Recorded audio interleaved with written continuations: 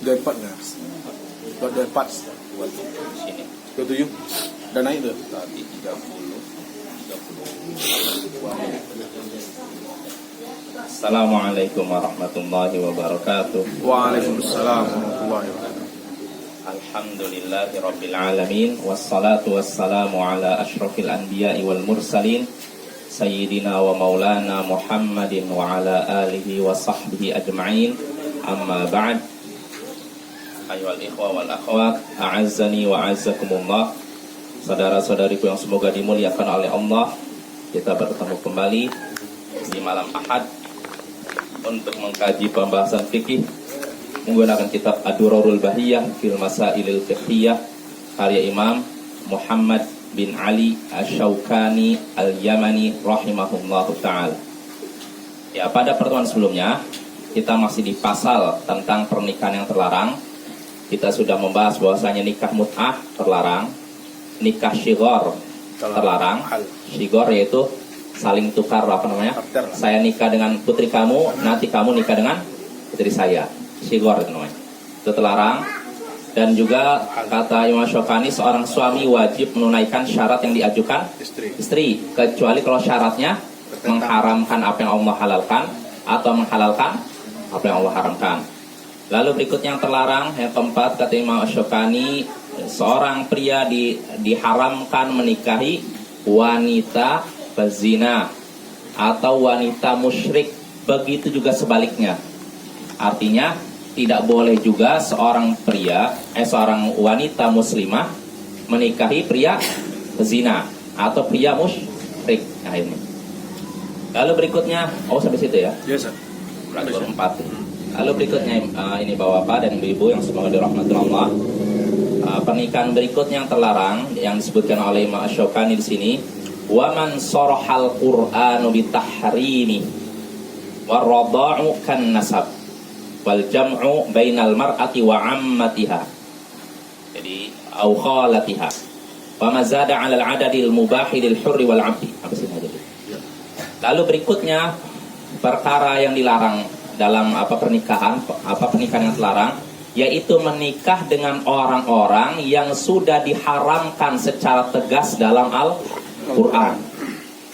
Dilarang menikah dengan orang yang diharamkan untuk dinikahi secara tegas dalam Al-Quran. Artinya Al-Quran sudah menegaskan bahwa itu haram, maka tidak boleh kita menikahinya.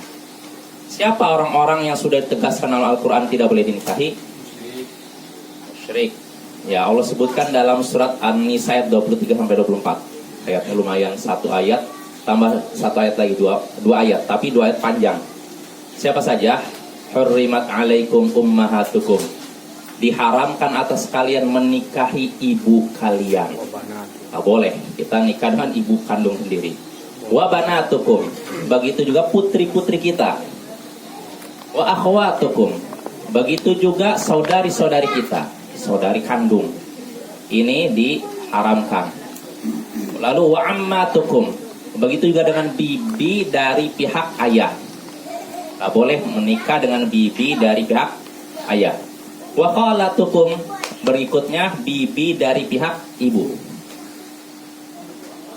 Ammatukum wa khalatukum wa akhwatukum Hurimat alaikum ummahatukum wa banatukum wa akhwatukum wa ammatukum wa khalatukum wa banatukum allati arda'nakum. Hafalnya ayatnya dalam Al-Quran ayat 23, enggak lagu urutannya.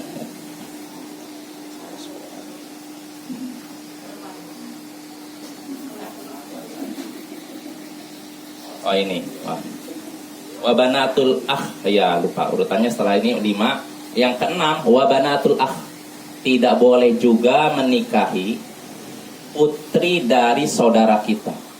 Kita punya saudara nih, saudara kita punya anak perempuan, maka dilarang, diharamkan menikahi putrinya saudara kita.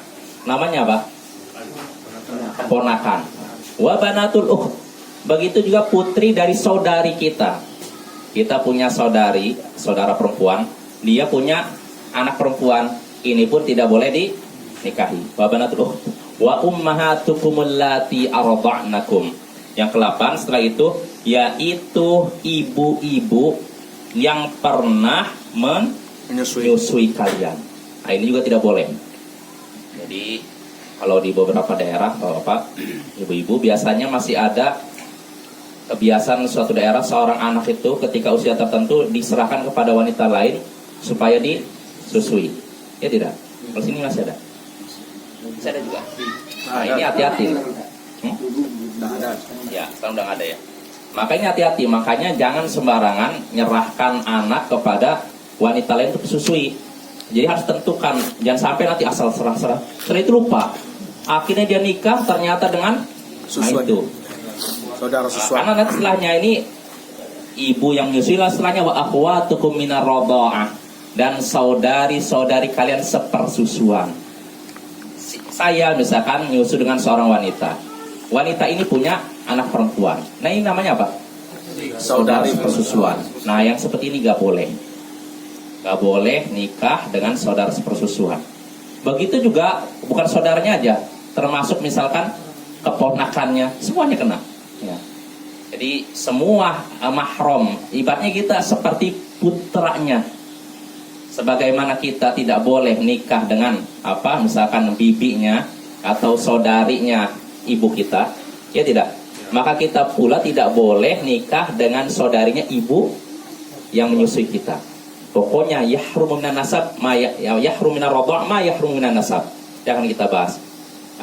Diharamkan karena persusuan sebagaimana diharamkan karena nasab. Maka hati-hati. Maka sebelum kita menyerahkan anak kita kepada wanita lain untuk disusui, kita harus pastikan nih orangnya siapa, namanya siapa, tinggalnya di mana. Karena khawatir nanti di kemudian hari kalau nggak dicek nikah dengan saudara sepersusuan. Sebagaimana pernah terjadi pada sahabat Nabi.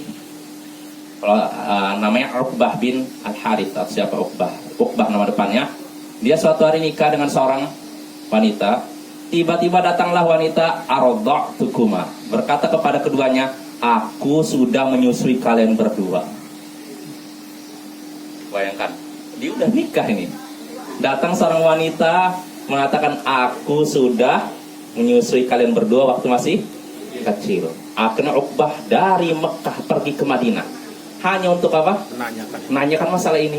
Gimana ya Rasulullah? Saya udah nikah, udah terlanjur ini, ternyata datang seorang wanita menyatakan, saya sudah menyusui kalian berdua. Gimana nih? Maka kata Rasulullah apa? Kaif wa qad qil. Gimana lagi sudah dikatakan begitu? Artinya apa? Ya sudah, berarti itu tidak boleh dilanjutkan. Akhirnya Uqbah pun berpisah dengan istrinya yang baru saja dinikahi karena sudah sepersusuan ya. Wa akhwatukum minar radha'ah wa ummahatun nisa lalu berikutnya wa ummahatun nisaikum. Berikutnya yang diharamkan yang dalam Al-Qur'an yaitu ibu dari istri kalian. Namanya apa? Mertua. Nah, seorang suami seorang pria ketika sudah akad dengan seorang wanita, baru akad walaupun belum digauli, otomatis mertuanya tidak boleh dinikahi. Jelas apa? Selama-lamanya. Ya.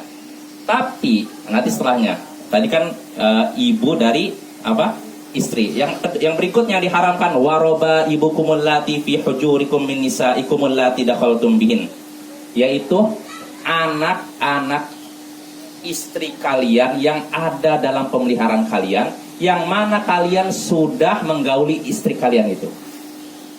Jadi yang berikutnya wanita yang diharamkan untuk dinikahi yaitu anak bawaan istri. Anak tiri, tapi dengan syarat kamu sudah menggauli istrimu itu, istri yang bawa anak ini. Fa illam takunu dakhaltum bihin fala junaha alaikum. Kata Allah, kalau kalian belum menggauli istri kalian itu, dia kan punya anak nih. Kita belum menggauli, misalkan saya belum menggauli wanita ini. Lalu saya tertarik dengan anaknya, saya ceraikan.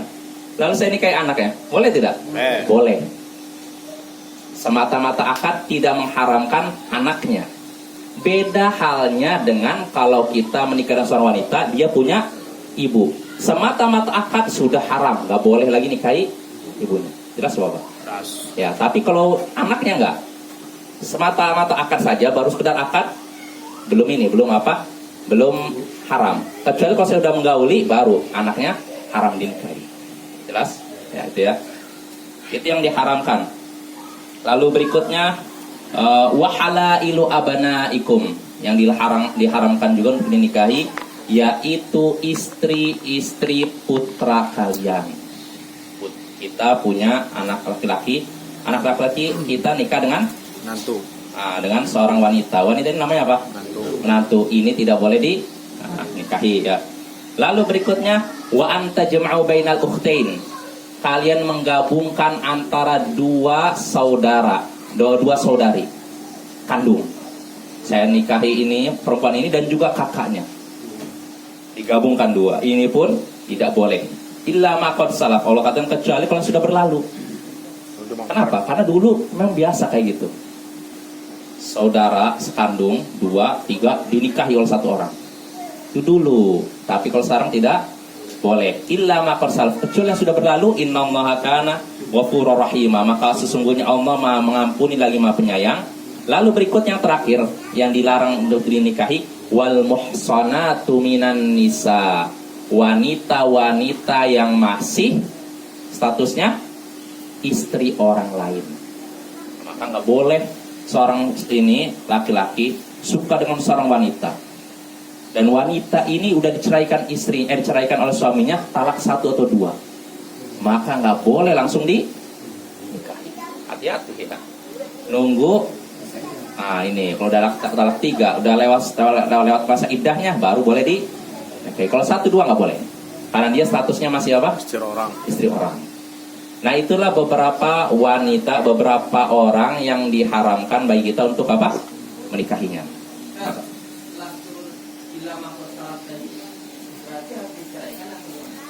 Apanya? Kasah. Langsung batal. Kan? Iya.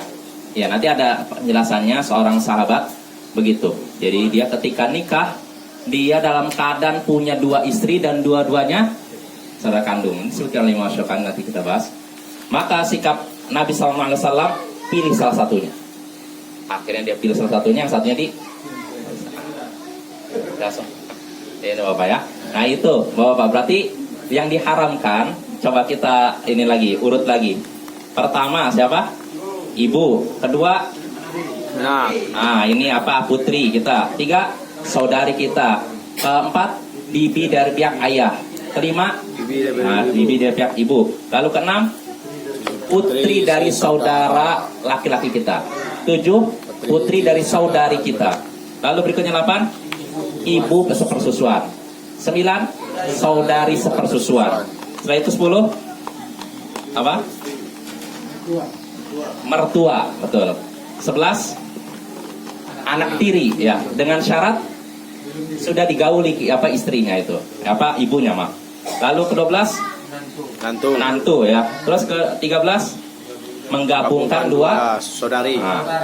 Ya 2 saudara ya, 2 saudari. 4, istri wanita yang masih.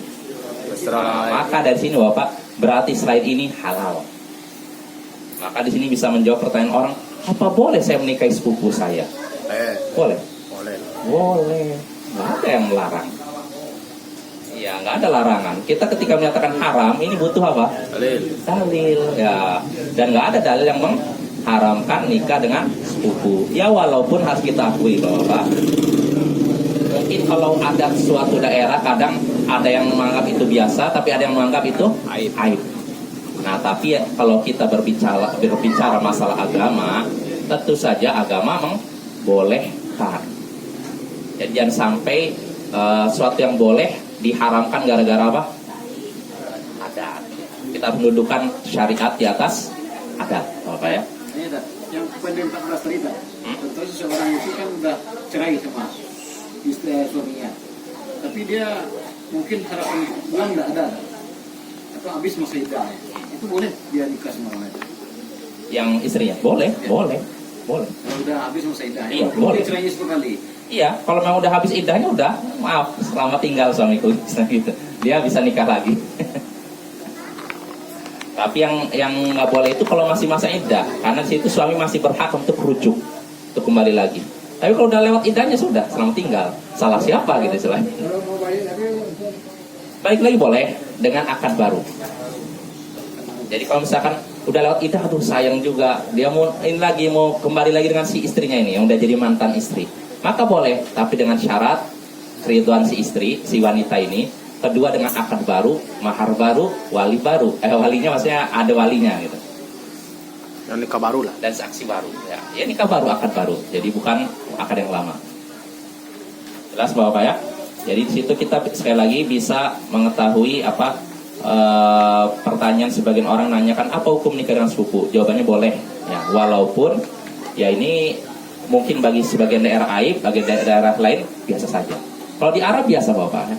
Nikah dengan sepupu banyak, atau dengan anaknya sepupu. Contohnya siapa?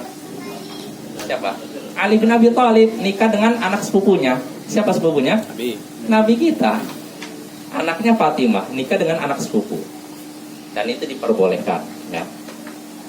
Jelas? Yang nggak boleh itu kalau dengan sekandung, dengan bibi, dengan keponakan, itu nggak boleh. Tapi kalau dengan sepupu diperbolehkan. Jelas? Ya itu pernikahan yang terlarang yang ke berapa? 4 ya. Pertama mut'ah, nikah tahlil, lupa tahlil. Lalu yang ketiga syighar, nikah timbal balik istilahnya.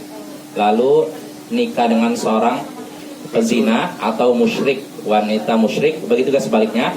Lalu yang kelima ini nikah dengan orang-orang yang sudah ditegaskan dalam Al-Quran diharamkan. Lalu berikutnya kata Imam Syafi'i disebutkan waradha'u kan nasab, sepersusuan, penyusuan ini sama seperti nasab. Maksudnya wanita yang memiliki hubungan karena disusui ini sama seperti wanita yang masih satu nasab. Artinya dilarang kita menikahinya. Sebagaimana dalam hadis dalam Sahih Bukhari Muslim dari Aisyah, Nabi SAW sabda, yahrumu minar radha' ma yahrumu minal wiladah. Diharamkan karena sepersusuan sebagaimana diharamkan karena kelahiran, karena nasab.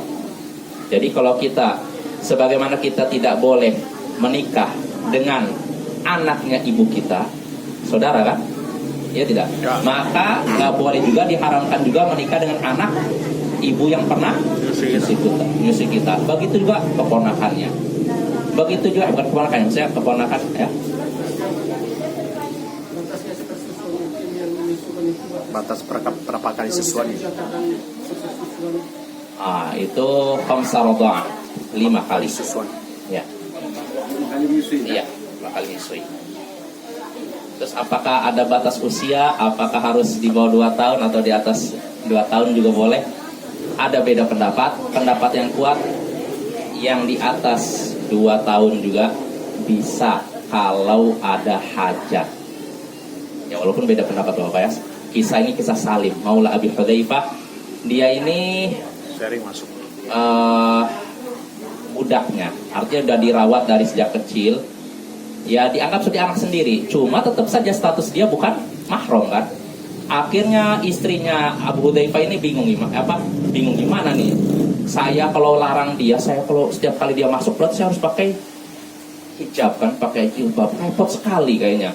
Sedangkan dia bolak-balik ke rumah keluar karena untuk ya kayak seperti anak sendiri kan, tapi bukan mahram.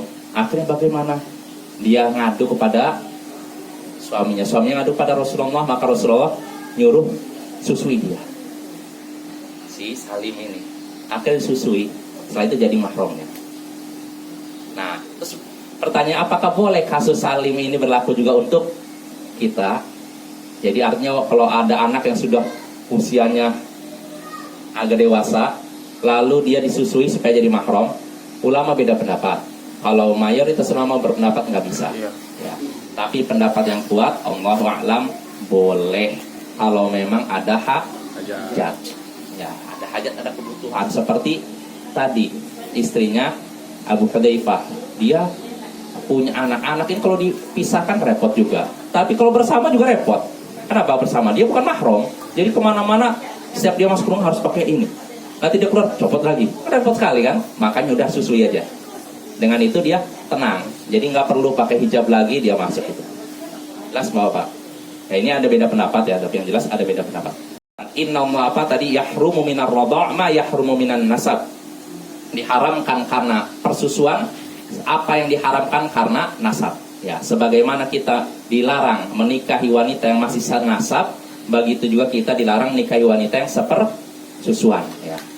Nah, kalau yang saudara yang menyusui itu kan nggak itu ikut juga tuh langkahnya gitu. Nah, Gimana? misalnya ada nih laki-laki, dia punya saudara apa namanya? Tentu dia menyusui sama apa namanya ibunya seorang putri. Putri tentu kan haram tuh. Iya. Nah, apakah saudara yang lain dari laki-laki ini ikut haram juga? Kalau cuma dia aja? Saudara yang nyusui nih? Ya. Enggak. Enggak. Ya, kan yang Cuma dia aja. Dia aja. Jelas Bapak pertanyaannya? Pertanyaan jelas soalnya. jelas. Iya, soal jelas. Oh, yang menyusui aja yang haram. Iya. Kalau yang misalkan saya menyusup pada seorang wanita nih. Nah, wanita ini punya anak perempuan. Saya dilarang nikah dengan dia. Tapi kalau saudara saya Boleh. halal. Apa hubungan saudara saya dengan ini dia? Nggak ada hubungan kan, nggak nyusu kan? Kecuali kalau saudara saya ikut nyusu. Nah ini lain lagi. Jelas apa? Bagaimana dengan menyusui?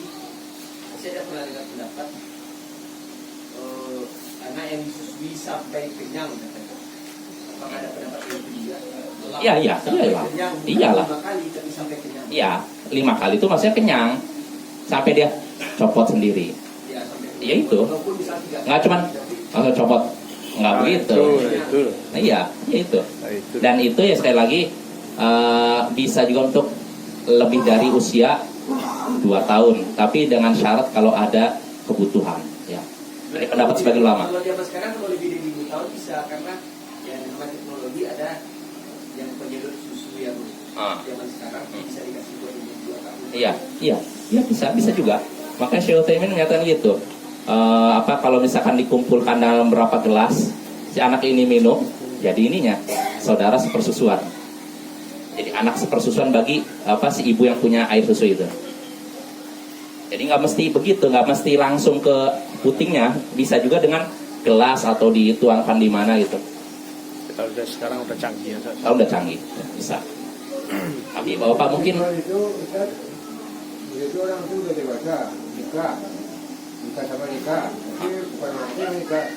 Atau itu orang dia punya anak masing-masing, itu nikah, tapi nggak tahu dia satu kesusuan boleh. maksudnya Satu kesusuan ini, sudah besar, sudah dewasa, nikah, dua-duanya, lalu laki-laki. Oh maksudnya gini, misalkan saya punya saudara sepersusuan ya, perempuan, lalu anak saya punya anak, terus dia juga punya anak, apakah nikah? Kalau saya nikah dengan anaknya nggak boleh. Sepupunya tuh. Iya kan? Sepupu ya? Ya, ya. Boleh. Boleh. Boleh. Iya, anak semua Boleh. Dua-duanya laki-laki. Boleh. Kenapa? Kalau itu kan laki-laki dan perempuan, sepupu. Ini dua-dua laki-laki, Maksudnya? satu kesusuan. Ya. Iya. Punya anak. Oh iya, namanya sepupu kan. Berarti kan jadi saya punya anak, dia punya anak. Jadi kan sepupu kan? Ya boleh lah. Boleh. Jangankan sepersusuan, senasab aja boleh. Maksudnya sekarang Ya. ada laki-laki, dia anak laki. Ah. Sudah berkeluarga dia, punya anak lagi dia, bisa nggak nikah dia? Boleh. Jangankan sepersusuan, senasab saya punya abang laki-laki, dia punya anak perempuan. Ini saya punya ini. Boleh juga. Iya. Boleh, apalagi itu sepersusuan. Senasab aja bisa. Jelas apa? Ya. Intinya sepupu ini diperbolehkan. Nggak ada yang mengharamkan tidak ada satupun ayat dan hadis yang mengharamkan nikah dengan sepupu. Jadi diperbolehkan ya. Mau dia senasab maupun sepersusuan. Jelas Bapak?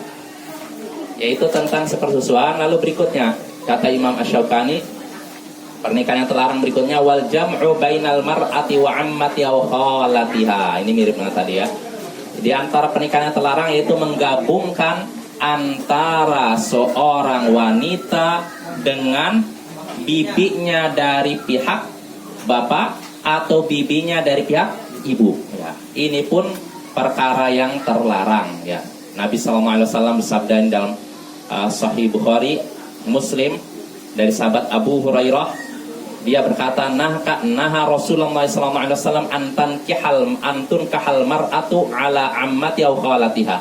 Rasulullah SAW melarang seorang wanita dinikahi bersamaan dengan bibinya dari pihak bapak atau bibinya dari pihak ibu. Artinya nggak boleh seorang pria misalnya nikahi seorang wanita plus bibinya, mau dari pihak bapak atau ibu, ini nggak boleh. Sama seperti tadi apa? Saudari, ya, dua bersaudara, ya, itu pun dilarang. Jelas Bapak? Dan itu perkara yang disepakati para ulama, nggak ada perbedaan pendapat di antara para ulama. Jadi nggak bisa seorang misalkan menyatakan, oh itu diperbolehkan, nggak ada larangannya dalam Al-Quran. Ya, dalam Al-Quran memang disebutkan dua saudari, tapi dalam hadis ada. Bahkan hadisnya Sahih Bukhari Muslim. Belum lagi ditambah kesepakatan para ulama itu haram. Maka nggak boleh seorang nikah dengan seorang wanita plus bibinya. Jelas Bapak?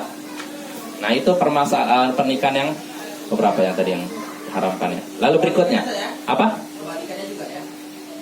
Kebalikannya. Iya. Dan Nikah dengan seorang tua dengan keponakannya. Oh iyalah.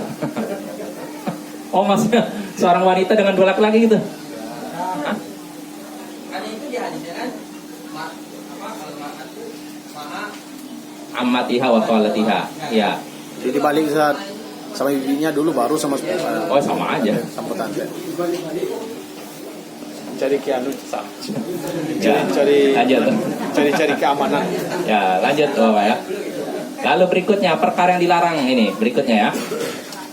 Wa ma zada 'alal 'adadil mubah lil hurri wal 'abdi. Begitu yang dilarang yaitu menikah dengan bilangan lebih, menikah dengan jumlah yang Dibolehkan. melebihi yang dibolehkan. Menikah dengan seorang wanita dengan jumlah yang melebihi yang dibolehkan, baik itu bagi orang yang merdeka maupun budak. Menikah melebihi jumlah yang dibolehkan, istilahnya gitu. Jadi yang jumlah yang dibolehkan berapa? Laki-laki 4. Dalam surat An-Nisa, matsna wa thulatsa wa ruba', nikahilah 2, 3 atau 4. Nah, tidak boleh lebih dari 4. Itu perkara yang diharamkan. Disebutkan dalam Sunan Ibnu Majah dari sahabat Ibnu Umar bahwasanya Ghilan bin Salamah, seorang sahabat Nabi, ketika dia masuk Islam, dia dalam keadaan punya 10 istri. Punya berapa? 10 istri ya. Keren. Enggak kalau tidak. Ya, 10 istrinya. Maka Nabi SAW berkata pada Ghilan, khud minhunna arba'an. Pilih yang 4 di antara 10 itu. Pilih yang 4. Berarti sisanya apa? 6. Isahkan. Nah, itu menunjukkan cuma 4. Ya. Ada lagi berikutnya sahabat Nabi Al-Harith di sini. Di sini disebutkan oleh Imam Asy-Syaukani, Qais bin Al-Harith. Dia berkata di sini dalam Sunan Abu Daud, Ibnu Majah, aslamtu 'indi thamani niswatin. Saya nikah dalam keadaan saya memiliki 8 istri. Jadi zaman dulu tuh nikahnya lebih dari 4 loh Pak. Islam ini ngambil yang pertengahan. Tidak membiarkan tanpa bilangan, tanpa dibatasi, dan tidak juga diharamkan mutlak. Tapi dibatasi cuma sampai 4 karena ada hikmahnya. Ya, dan hikmahnya. Saya pernah lihat di koran kalau salah. Kenapa? Kok di berita ya? Itu istrinya serumah kalau nggak salah lebih dari 10. Serumah. Orang jahil itu. Iya. Orang jahil. Kamarnya dia orang tajir lah kan. Iya, tajir tapi jahil. Bukan dia ada Nggak punya kamarnya. ilmu. Iya, nggak punya ilmu itu. Iya. Ya, jadi ini Bapak ya. Jadi Qais bin Al-Harith ini nikah dalam keadaan dia memiliki 8 istri. Dia pun mendatangi Nabi lalu menyebutkan masalahnya. Gimana wahai Nabi? Maka Nabi SAW pun bersabda, ikhtar minhunna arba'an. Mirip juga. Pilihlah 4 dari yang 8 itu. Berarti 4 dipilih, sisanya apa? Dibuang. Maksudnya dibuang Pak. Bukan dibuang, dikembalikan kepada keluarganya. Tapi yang diperbolehkan cuma 4 ya. Cuma 4, maksimal 4 ya. Dengan syarat-syarat tertentu saja ya. Dengan syarat Bapak. Jadi ini bukan mutlak begitu saja Bapak ya. Ada syaratnya, adil. Jadi Bukan mutlak boleh nikah 4 begitu, enggak, dengan syarat adil. Adil ini apa, dari sisi apa? Dari sisi nafkah, bukan dari sisi hati. Kalau hati kadang seorang suami condong ke suami istri yang kedua dibandingkan 3. Mungkin saja kan? Ini nggak disalahkan. Nabi juga begitu. Nabi punya banyak istri, tapi yang paling cintai siapa? Aisyah. Dan itu nggak tercela. Yang dituntut itu adil dari sisi nafkah, lahir batin, atau nafkah misalkan pembagian jatah ininya, jatah nginapnya di istri pertama berapa hari. Nah ini harus seimbang. Nggak boleh yang satu hari, yang ini 7 hari. Jadi harus sama ya. Begitu juga nafkah makanan, nggak boleh dibedakan, harus sama.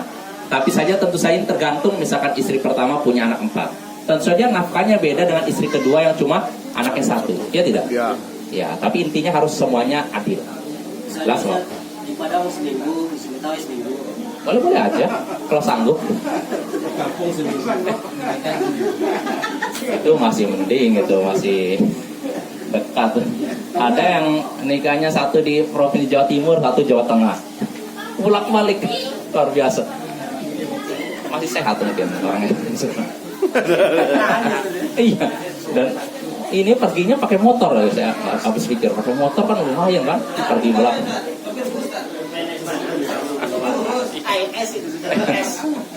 Beda. Itu pernikahan yang terlarang ya, yang menikah lebih dari jumlah yang diperbolehkan. Nah itu bahasa enaknya gitu. Baik untuk orang yang merdeka maupun budak. Loh, kok budak bisa juga? Bisa. Jadi budak pun boleh lebih dari 1, Bapak. Jadi bukan orang merdeka aja. Kalau yang merdeka kita kan 4 maksimal kan. Mau 1, mau 2, 3, 4 silakan. Ya. Tapi kalau budak bagaimana? Kalau budak di sini terjadi perbedaan pendapat di antara para ulama. Namun di sini Imam Asy-Syaukani menyebutkan bahwasanya Imam Al-Baihaqi dan Imam Ibnu Abi Syaibah menyebutkan bahwa para sahabat sepakat ijma bahwasanya budak tidak boleh menikah lebih dari 2. Tidak boleh lebih dari 2. Ini kesepakatan para sahabat ini dinukil juga oleh Imam Asy-Syafi'i. Maka kalau memang keduanya sudah menukil ijma, ya sudah, kita terima. Kalau orang merdeka tidak boleh lebih dari 4, tapi kalau budak tidak boleh lebih dari 2. Cuma yang jadi masalah, saya belum dapat dalilnya. Ya, cuma kalau memang para sahabat sudah sepakat, kita terima. Karena namanya ijma, Bapak. Ketika para sahabat ijma itu sepakat, pasti ada dalilnya, walaupun kita belum tahu. Jelas Bapak. Beda kalau yang berpendapatnya cuma 1-2 sahabat, yang lain tidak setuju. Nah ini berarti nggak bisa kita terima, bukan kesepakatan. Kalau cuma 1-2 ngomong, kita harus teliti dalilnya apa. Tapi kalau yang semua para sahabat sepakat, maka kita terima saja. Jelas? Apa? Mana? 1 orang bagi 6? Bukan, maksudnya gini, seorang merdeka, dia boleh menikahi 4 wanita merdeka, maksimal 4 wanita merdeka. Sedangkan budak, dia hanya boleh menikahi 2. Oh iya, laki-laki budak. Ya. Kalau jumlah budaknya, kalau seorang pria mau memiliki budak lebih dari 4 silahkan. Jelas Bapak? Menikah dengan memiliki budak beda. Kalau menikah itu udah jelas artinya menikah. Tapi kalau memiliki budak itu kan menikah. Budak itu didapatkan dengan apa diantaranya? Dengan perang, ya kan? Dengan beli. Statusnya beda dengan nikah. Ya kalau nikah memang maksimal 4. Tapi kalau budak nggak ada batasannya. Para sahabat budaknya banyak. Ali bin Abi Thalib punya budak banyak. Dan beberapa sahabat seperti itu. Jelas Bapak? Abdullah bin Zubair begitu. Banyak. Mereka ahli ibadah tapi budaknya banyak. Apakah kita menganggap mereka ini orang-orang yang haus syahwat apa? Jangan seperti itu. Pertama mereka sahabat Nabi. Kedua itu sudah dihalalkan oleh Allah. Jadi jangan sampai kita mencela para sahabat gara-gara mereka melakukan perbuatan yang dihalalkan. Yang nggak boleh itu kalau ada orang yang melakukan perbuatan haram, nah itu baru nggak boleh. Tapi kalau dihalalkan boleh. Jangan sampai kita mencela orang melakukan perbuatan yang dihalalkan. Iri itu. Hah? Berarti iri itu. Jelas Bapak? Jadi itu ya. Jadi kalau orang merdeka hanya boleh menikahi 4, tidak boleh lebih 4. Sedangkan budak hanya 2 ya. Terus sedang masih ada waktu. Sedikit lagi. Sedikit lagi. Lalu berikutnya kata Imam Asy-Syaukani, pembahasan berikutnya yang dilarang, perkara pernikahan yang dilarang. Wa idza tazawwajal 'abdu bi ghairi idni sayyidih fanikahu batil. Nah, kata Imam Asy-Syaukani, jika seorang budak, nih hamba sahaya, menikah tanpa izin majikannya, tuannya, maka nikahnya batal. Nggak dianggap. Kalau seorang budak nih mau nikah dengan seseorang tanpa izin ininya, tuannya, maka nikahnya batal. Ini sebagaimana dalam hadis disebutkan oleh Imam Asy-Syaukani dalam Musnad Ahmad, Abu Daud, Tirmidzi. Nabi sallallahu alaihi wasallam bersabda, "Man tazawwaja bi ghairi idni sayyidi fa huwa ahir." Ya. Siapa yang menikah tanpa izin majikannya, maka ia seorang pezina. Jadi kalau budak ini harus izin dengan, kalau pembantu bagaimana? Beda. Boleh, pembantu bukan budak, Bapak. Yang samakan pembantu dengan budak. Kalau pembantu silakan aja, mau nggak izin dengan majikannya langsung nikah kabur pun silakan. Tapi kalau budak nggak, ya. Dia harus izin dengan majikannya. Apa? Oh, iya, dua-duanya nggak boleh. Habisnya ada. Habis waktunya Bapak ya. Jadi insya Allah pada pertemuan berikutnya kita lanjutkan kajian ini. Ya gimana Pak? Kalau udah bebas bisa budak merdeka udah bisa 4. Oh iya bisa. Ya udah, orang merdeka bisa 4 langsung. Mau nikahnya 1, 2 sampai 4 atau sekaligus 4 pun silakan. Udah laki-laki maksimal kan Pak? Itu harus budak bisa. Boleh Pak? Enggak disyaratkan orang budak. Merdeka Bapak. Kalau dia mampu. Kalau mampu. Dan kalau mau wanitanya. Iya. Kadang nggak mau juga wanitanya kan. Niatannya. Hah? Kenapa? Ini anak buah. Hak tuannya. Istrinya, anak buahnya. Anak buah. Entrenya nggak ada aja. Ini tadi sih.